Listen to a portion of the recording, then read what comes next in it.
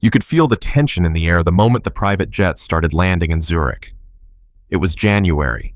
The snow was thick on the ground, and the world's most powerful people were gathering again in Davos, a place where egos wore tailored suits and world-changing ideas were casually passed around over espresso.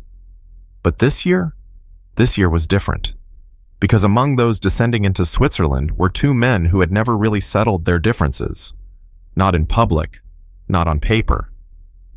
But behind closed doors, everyone knew Bill Gates and Elon Musk were on a collision course. Gates arrived first.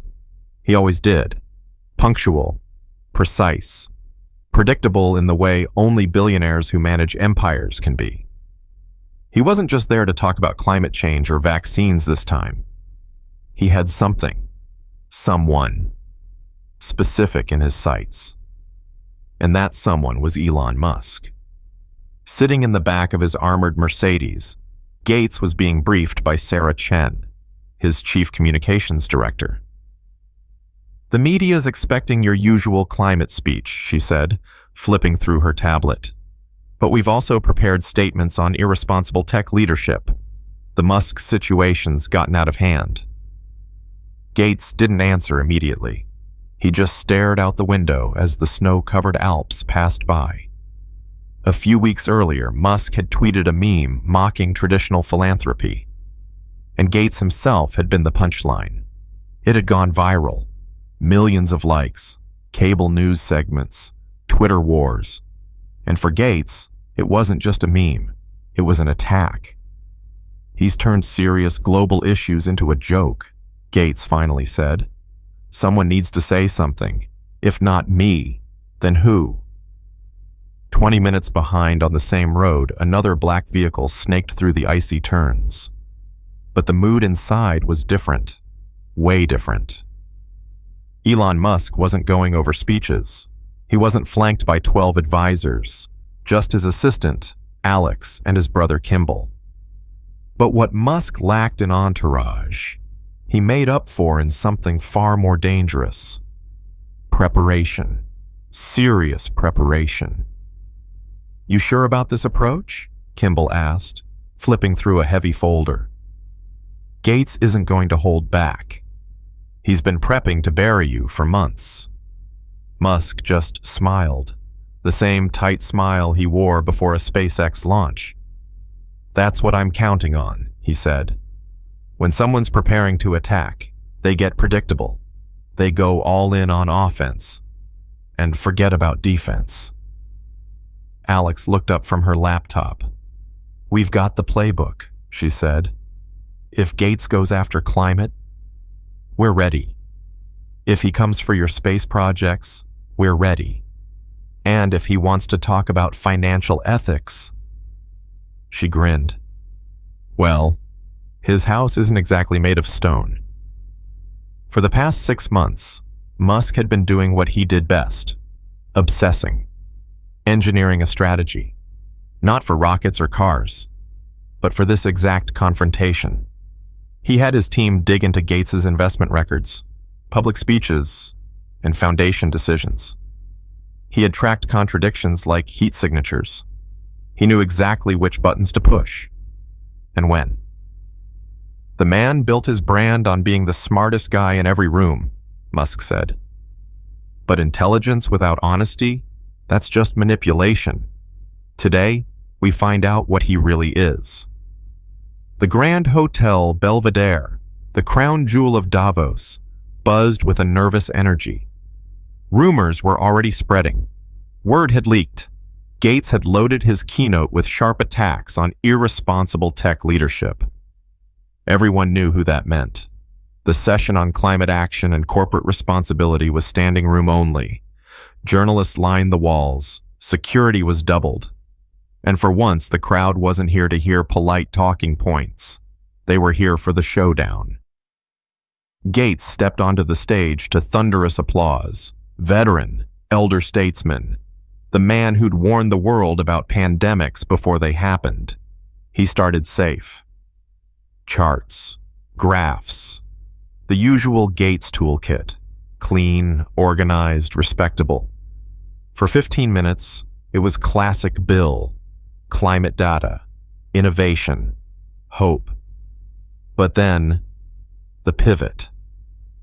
However, he said, voice tightening, we face a unique challenge in this era. Never before have individuals with such immense platforms used them so irresponsibly. The room tensed. Heads turned. Musk didn't move.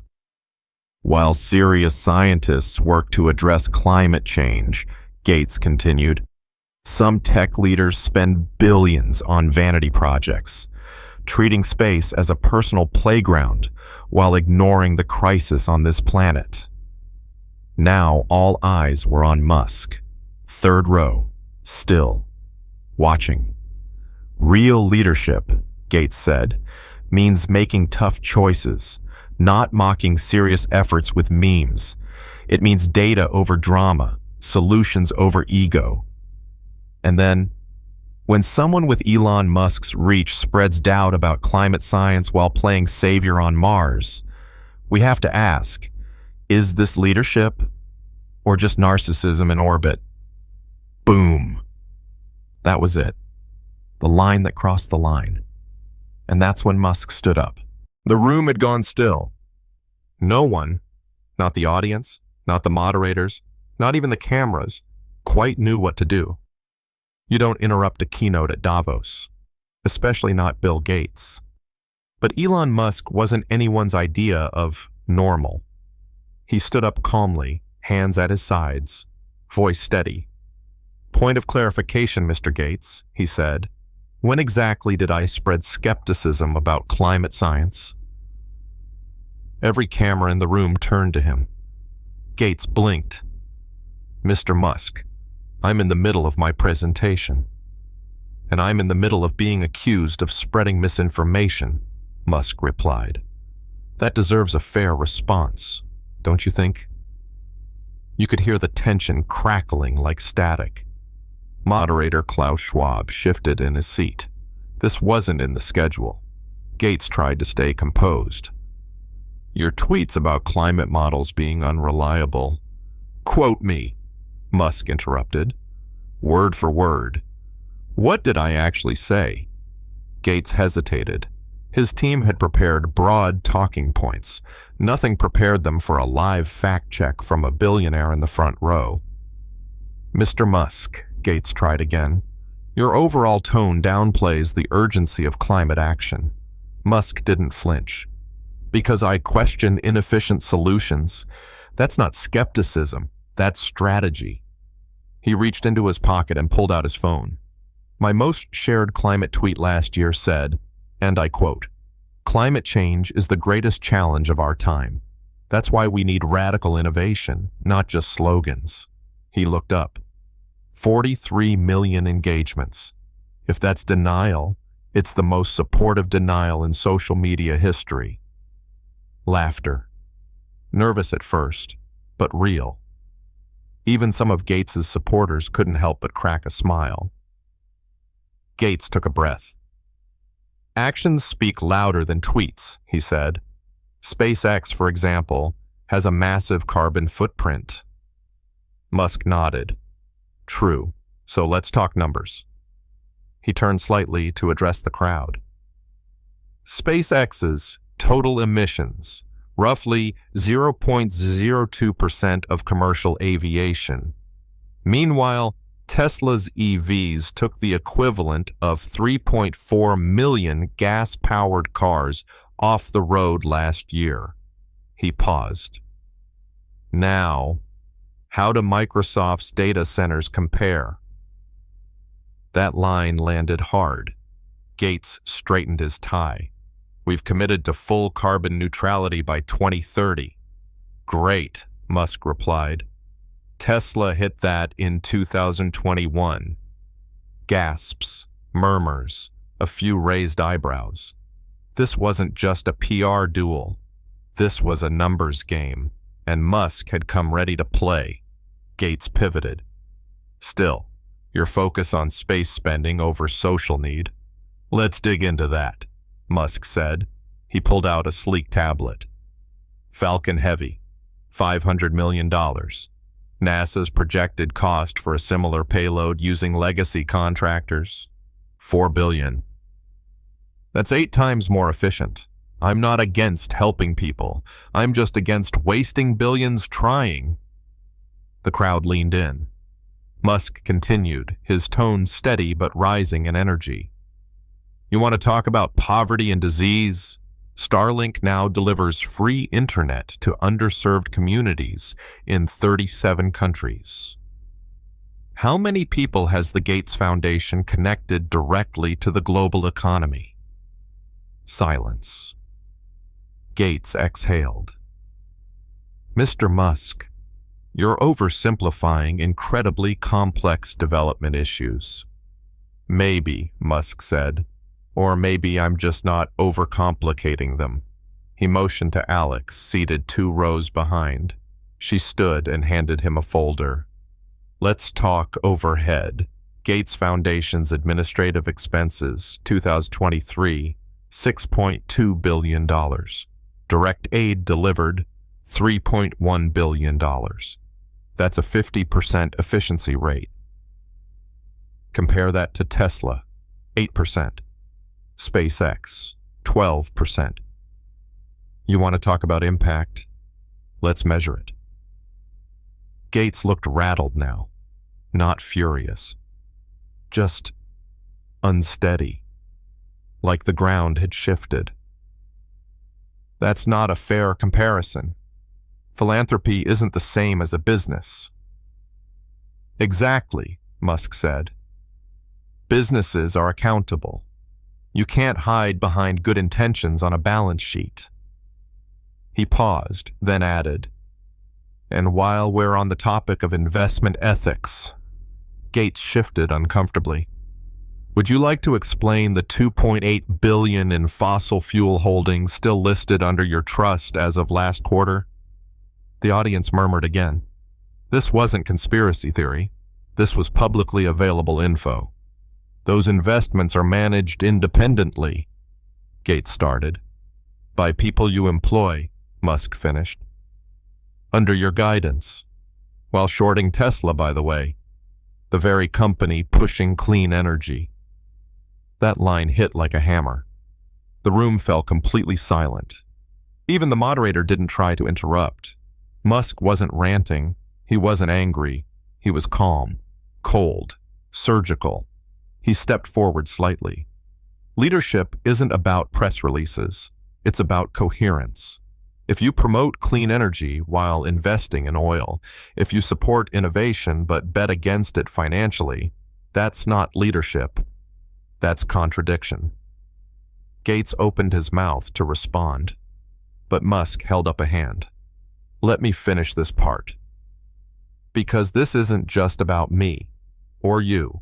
It's about what kind of future we're building. One that celebrates image over substance, or one that rewards real results. He turned to the crowd. Tesla prevented 47 million tons of CO2 emissions. SpaceX cut launch costs by 90%. Starlink brought connectivity to remote hospitals, schools, communities. All that without a single gala dinner or mission statement. And then, the final jab. The Gates Foundation has moved a lot of money, but how much of that money actually moved people forward? The room went quiet again. Gates stared at the floor. He hadn't lost yet, but he was definitely off script. The room was quiet, but not the kind of quiet you get from politeness. This was the silence of a room, realizing they were watching something historic, something raw, unfiltered, and wildly unexpected. Gates was still standing behind the podium, jaw tight, one hand gripping the edge like it might help him hold on. And Musk just stood there, calm, hands loose at his sides, like he wasn't challenging one of the world's most celebrated philanthropists, just walking through a spreadsheet. Then he said it. Since we're talking about responsibility, let's talk about consistency. Mr. Gates, what's your current position on fossil fuel investments? Gates blinked. He hadn't expected this shift. Not so soon. I've spoken publicly about the need to divest. I've supported clean energy innovation for years. Musk tilted his head slightly. Right. So help me understand why your foundation trust currently holds nearly $3 billion in fossil fuel equities, including ExxonMobil, Chevron, and Shell. It landed like a slap. The number, the names, the receipts. You could feel it ripple across the audience. A low wave of whispering and uncomfortable shifting in seats. Gates cleared his throat. Those investments are managed independently. I don't direct the day-to-day decisions of the portfolio team. Musk nodded slowly. That's fair, but you do employ them. And according to public filings, that same team has also been actively shorting Tesla stock over the past 2 years, while you've publicly praised EVs as essential to climate progress. He took a beat, let it hang. So, just to recap, your public statements support electric vehicles. Your private investments bet against the leading electric vehicle company. Another pause, measured, controlled, deadly. That's not inconsistency. That's strategy, just not the kind you advertise. Someone near the front gasped, quietly but audibly. Gates tried to stay composed, but his expression had shifted from confident to defensive. You're twisting things, he said, voice tight. It's possible to support innovation while maintaining diversified investments. Sure, Musk said. It's also possible to profit from both sides of a problem while telling the public you're solving it.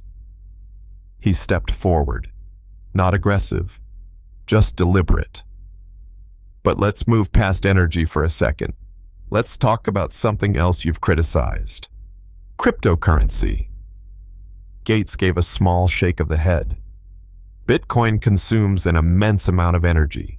That's a fact. Absolutely, Musk agreed. But what isn't a fact, or at least not a well-known one, is that you purchased $1.2 billion in Bitcoin in early 2022 and sold it 6 months later for a $340 million profit. Now the whole room was staring at Gates. He didn't deny it. That transaction was a private investment, separate from my public work. Musk raised an eyebrow.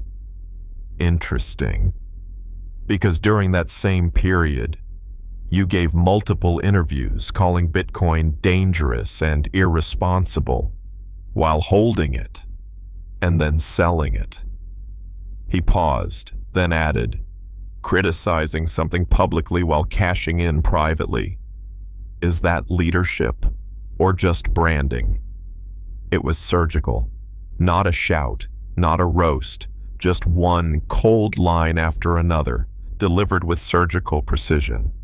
You could almost feel the audience lean forward, not cheering, not jeering, just completely locked in.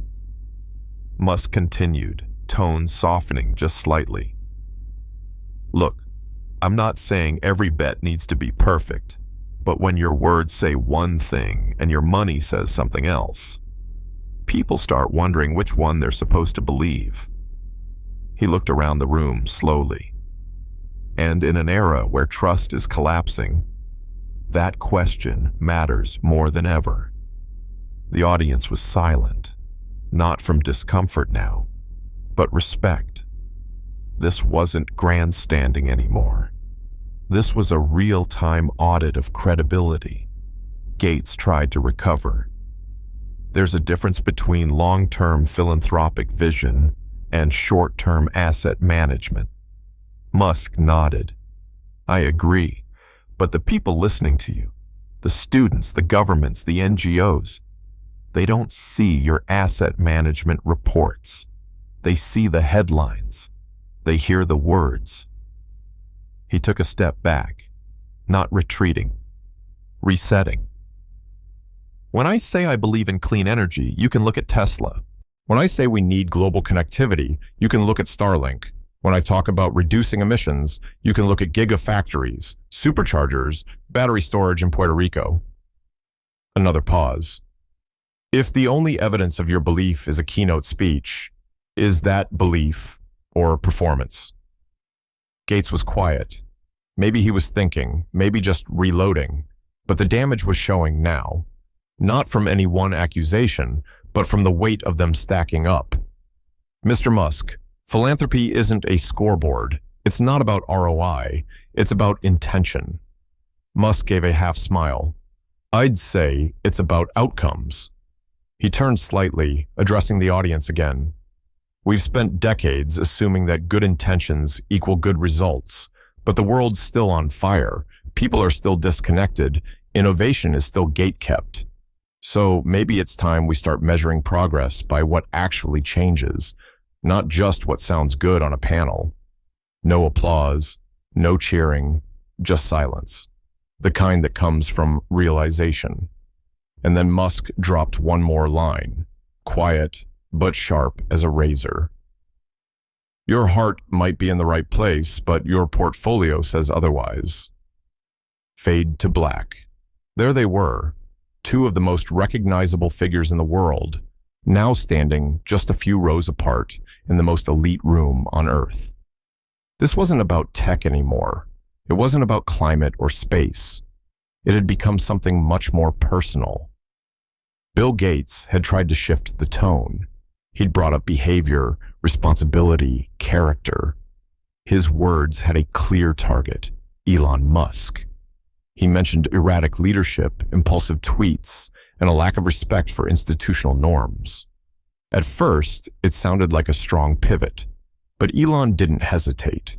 He stood there calm as ever and said, "Let's talk about personal behavior then." No one expected that, not even Gates. The room turned cold. You could feel the oxygen drop. Musk pulled out his phone. Quietly, without raising his voice, he read a few lines. Multiple meetings with Jeffrey Epstein, after his conviction. Flights on his jet, private dinners in New York. All of it documented. There was no shouting, no accusations, just facts, and the silence that followed them. Gates tried to interrupt. "That's inappropriate," he said. But Musk didn't stop. "You want to compare personal behavior? I've made mistakes, public ones, bad jokes, tweets I shouldn't have sent, but I've never been associated with a convicted sex trafficker." You could hear the weight of that line drop like a stone. "I don't hide behind PR teams. I don't have secret meetings with predators. I show up, flaws and all, in the open." Gates didn't respond. He couldn't. And that silence said more than any denial ever could. Then Musk reached into his jacket and pulled out a folder. "Since we're talking about responsibility and public trust, let's talk about the World Health Organization." Gates went still. "Your foundation donated billions to WHO pandemic programs. Great. But WHO's top vaccine procurement contracts all went to pharma companies you're heavily invested in, and those investments returned more profit than you donated." He opened the folder. "Here's the math. Your foundation gave $2 billion, but made over $3 billion in vaccine-linked stock gains during the same time period. So what is that, Bill? Philanthropy? Or something closer to money laundering?" Gasps, actual gasps, even among the hardened Davos crowd. Gates tried again. "Those investments are managed independently. By your own firm," Elon answered. "By people you employ, making decisions that benefit your portfolio." He held up another page. "SEC filings confirm it. And here's the kicker. That portfolio outperformed most hedge funds during the pandemic on vaccine-linked assets. The people in that room weren't fools. They knew what that meant. They knew what it looked like." Then Musk went in for the finish. "So when you accuse me of irresponsible leadership, just remember, I build things that work, that launch, that power homes, that lower emissions. Your foundation made more money off a global health crisis than most nations spent fighting it. The silence was total. You could feel something shifting, not just in the room, but in the whole narrative. For years, Gates had been the symbol of billionaire responsibility, but now, for the first time, people were questioning what that really meant. Bill tried one last angle. He raised his voice slightly. Philanthropy isn't about profits or optics. It's about helping people. It's about long-term impact. And Elon, he just looked at him and said, "So is mine." And that was it. Bill Gates walked off stage without finishing his talk. No applause, no press questions. Just an exit, quiet and quick. Elon stayed, took questions, sat on panels, even posed for pictures. But make no mistake, something had changed.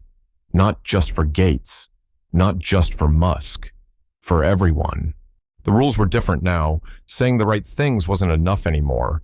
If you claimed to lead, you had to back it up, with numbers, with proof, with transparency. And if you couldn't, well, Elon Musk had just shown the world what happens when someone does. The next morning, it was everywhere.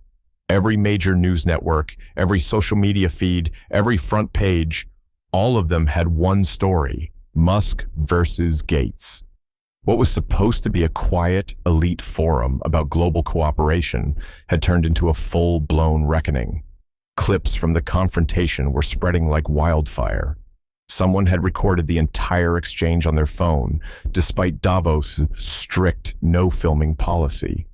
By sunrise, it had been viewed over 100 million times. Gates exposed.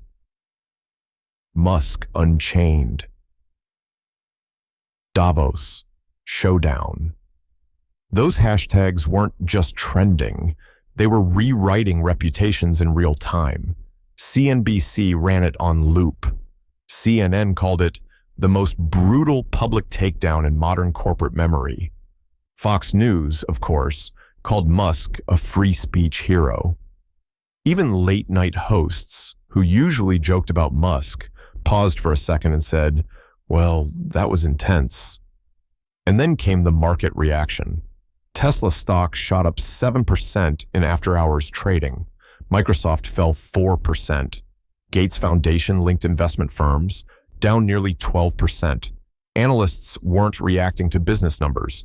They were reacting to public trust, and public trust had just shifted dramatically. Investors smelled something deeper, a generational changing of the guard. The old-school philanthropy model, do good in secret, keep finances complex, speak in polished sound bites, was being replaced. People wanted receipts. They wanted numbers. They wanted real results. And Musk had brought all of it. Within days, financial journalists were publishing deep dives into Gates Foundation investments. Every claim Musk had made, verified. The pharma holdings, the administrative costs, the fossil fuel exposure, it was all there. Just no one had ever put it together so publicly before. Even outlets usually friendly to Gates, like The Guardian and Bloomberg, started asking hard questions. Meanwhile, in tech circles, something else was happening. Young entrepreneurs, the next generation of billionaires in the making, weren't just watching, they were taking notes. For years, they'd been told, be like Bill, quiet, structured, diplomatic. But now, Musk had flipped the script. He hadn't just defended himself, he dominated. With data, with strategy, with cold, calm intensity.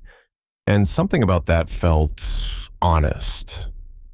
Stripe's Patrick Collison tweeted, "Say what you want about Elon, but that was a surgical dissection. We need more of that kind of clarity." Paul Graham from Y Combinator posted one line. That wasn't a debate. That was a reckoning. Within a week, the ripple effects reached other billionaires.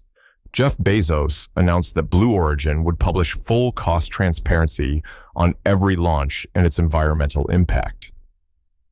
Mark Cuban dropped a detailed breakdown of how his foundation spends money down to the dollar. Even Larry Page, notoriously private, released a statement about his family's investments and their connection to climate solutions. It was clear the game had changed. Elon hadn't just won a fight, he'd reset the rules. Meanwhile, Gates was in damage control mode. The Gates Foundation issued a statement calling the claims mischaracterizations and insisting their investments were managed at arm's length. But the tone had shifted. No one was accepting vague answers anymore. Journalists wanted numbers. The public wanted transparency. And Gates, for the first time in decades, found himself playing defense. Behind closed doors, sources said Gates was furious, not just at Musk, but at his own team. How had they not seen it coming? How had they let him walk onto that stage unprepared for that kind of ambush? But it wasn't an ambush. That was the problem. Elon had simply shown up with facts, hard ones, ugly ones, public ones. And Gates had expected the usual game, broad attacks, subtle jabs, nothing traceable. But this time, the facts hit first, and they hit hard. 1 week later, Congress got involved. Several representatives from both parties began asking questions about tax loopholes, foundation investments, and the ethics of profiting from nonprofit work. There were whispers of hearings, investigations. For the first time ever, someone had made the billionaire philanthropy model look shady. And it wasn't a journalist, it wasn't a politician, it was another billionaire. Just one who'd read every page of your playbook and then decided to set it on fire. And Elon? He didn't gloat. He just kept moving. While Gates was reeling, Musk was posting photos from a new SpaceX launch, tweeting updates about Tesla's new battery, and answering Reddit questions about sustainable housing and remote villages. He didn't need to say anything more. The message had already landed. Talk less, show more. In a world drowning in polished promises, Elon Musk had walked into the world's most elite echo chamber and said, "Here's the truth. Do what you want with it." And the world had listened. 6 months had passed since Davos, and the world didn't go back to normal. People thought it might, thought the headlines would fade, the clips would stop trending, the buzz would settle down. But it didn't, because something deeper had shifted. Not just about Musk or Gates, about how people viewed power and how they expected powerful people to act. The old model had been clear for decades. Billionaires gave speeches, foundations gave grants. The public clapped politely and trusted that the people with all the money also had all the answers. But after Davos, that illusion cracked, maybe shattered. Because when Elon Musk stepped onto that stage, armed with facts, contradictions, and a calm willingness to say the uncomfortable things out loud, he did more than confront one man. He changed expectations. Suddenly, the polished TED Talks and vague promises didn't feel like enough. People started asking questions they never asked before. Where does the money really go? Who actually benefits? And if you say you're saving the world, can you show the receipts? University panels debated the Davos confrontation like it was a political turning point. Business schools added it to ethics classes. Law professors quoted it when talking about nonprofit transparency. And perhaps most remarkably, philanthropists changed. Some did it quietly, tweaking how they disclosed their investments, rewriting mission statements, firing PR firms, and hiring auditors. Others did it loudly, posting spreadsheets, filming walkthroughs of where the money went, giving interviews that felt less like brand building and more like confessionals. Because now there was pressure from media, from younger founders, from the public. The phrase "pulling a Musk" became shorthand in boardrooms, not for being loud, but for being uncomfortably prepared, for knowing the numbers better than the people trying to spin them. And Gates? He stepped back. No more big speeches, no new campaigns. His foundation kept working, but with a tone that felt smaller, quieter, like the volume had been turned down. When asked in a rare interview what he thought about the Davos moment, Gates simply said, "It was humbling." And that was all. But the impact was permanent. People had seen what it looked like when someone challenged the system, not with slogans or conspiracy, but with clarity, with documentation, with a very public mirror. The next time a billionaire walked on stage to talk about saving the world, the audience didn't just nod. They checked, they researched, they asked, "Where's the evidence?" That was the legacy, not Elon's victory, not Bill's embarrassment.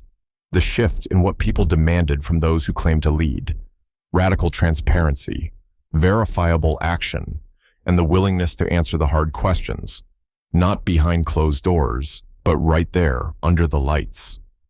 Davos had never seen anything like it, and it probably never would again. But the world did, and the world remembered. Because sometimes it only takes one voice, steady, unapologetic, prepared, to change the rules. And from that moment on, the rules were different.